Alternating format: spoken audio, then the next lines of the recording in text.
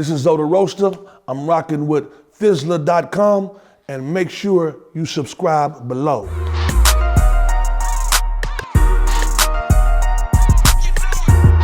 Well, I was part of the problem at first. So in being part of the problem, you educate yourself on what not to do. You know what I mean? If you intelligent, you smart in the game, and you doing certain things, then you get a certain education. So my education is based on me being able to have a conversation, being able to know that how important conversations are. You know what I mean? So if I approach you in a disrespectful manner, then guess what I'm gonna get back? Disrespect. Whatever you put in is what you get out. You know what I mean? So I approach the situation with a respectful energy, and I get that back, you know, and make sure that I keep my word on anything that I say that I can add to whatever is going on. If I tell you something, then my word is bond. Just put it like that. My word is bond. The only reason it's not going to happen is because it was impossible. You know what I mean? And that's how people are able to call me, and a lot of people respect who I am and what I've done. I've never ran and I never ratted in the game. I ain't never ran, never ratted. So that's the premise that I come to the game with is, you know, I'm not a coward, you know. So, and I love addressing the truth.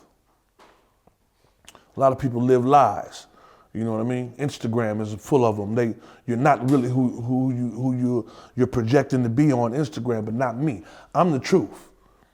You know what I mean? So that's what people know about me, and that's why real people gravitate to the truth. Period. You know what I mean? And that's just what it is.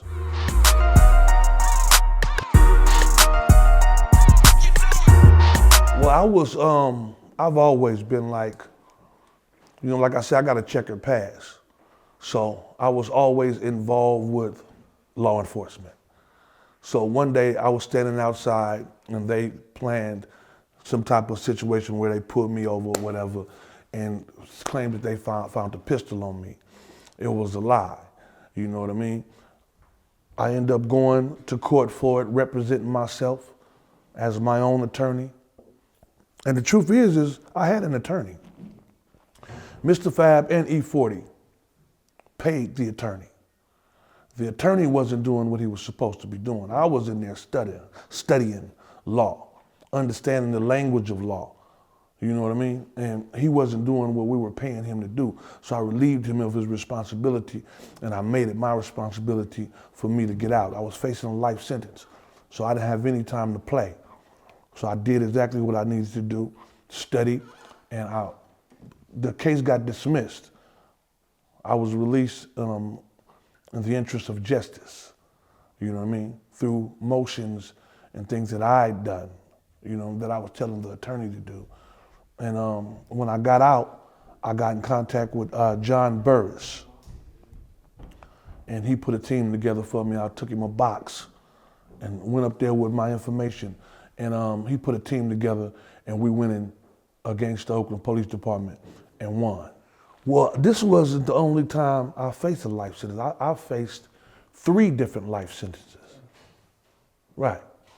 I faced a double homicide in '96 where I was acquitted. Yeah.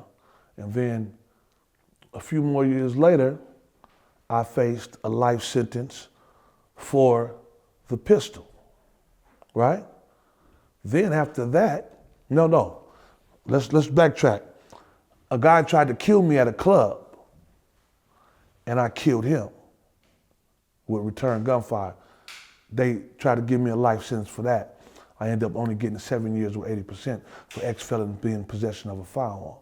You know what I mean? So they said I was justified on killing this guy who was trying to kill me, but they didn't justify me with the weapon. That's the law though. You know what I mean? And then it was a 3 strikes case with the pistol that I won the lawsuit on. So that was 3 separate life sentences that I was up under that I beat.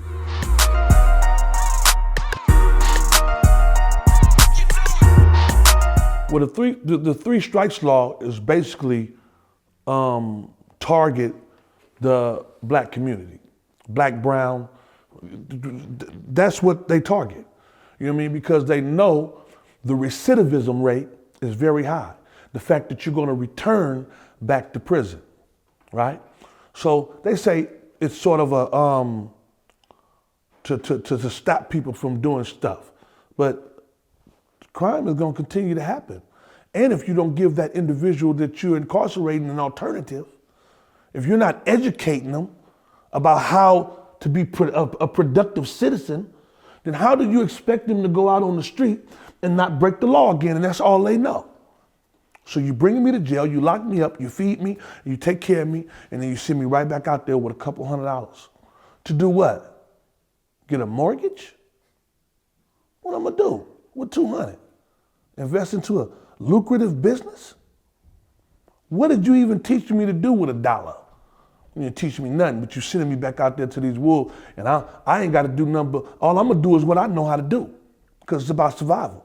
So unless they educating them about coming back out and being a productive citizen, a motherfucker can't say nothing, but they're gonna do that because guess what? We're gonna keep on doing what we're doing, and it's big money.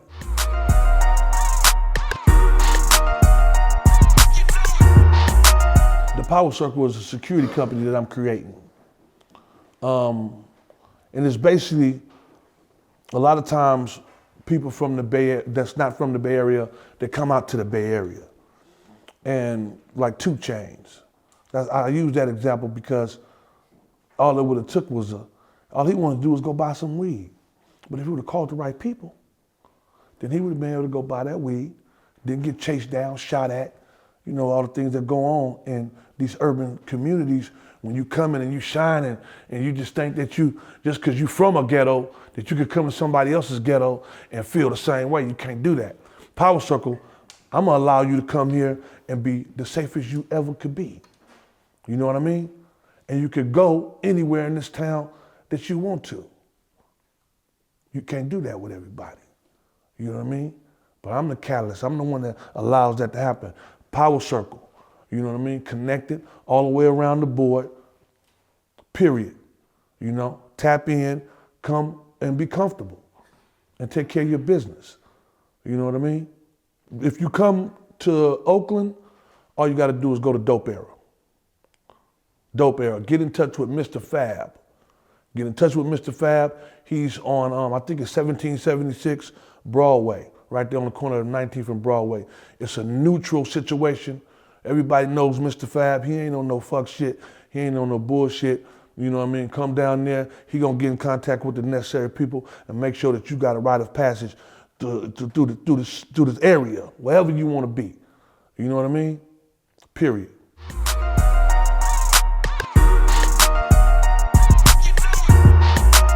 I got a project out right now called Shots Fired by me and Nutso. Nutso from the Outlaw Nutso, Sean Cole. We just dropped the project probably about 30 days ago. You know what I mean? We got Filthy on there. We got 40, Lil Blood, Stalin. You know, it's a lot of hot shit on there, man. You know, we OG, so we come with a different type of dynamic, you know what I mean? And it's most definitely for the listeners and for the individuals that are in love with hip hop and you know, real music.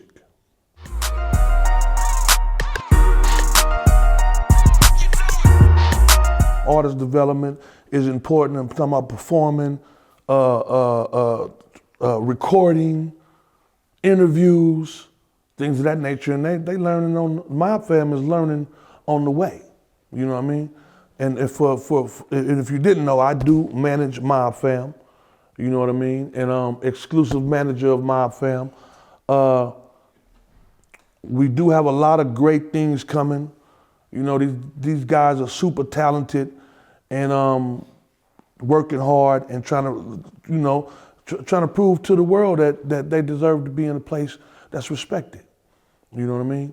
And I got their back 100% and we pushing, period.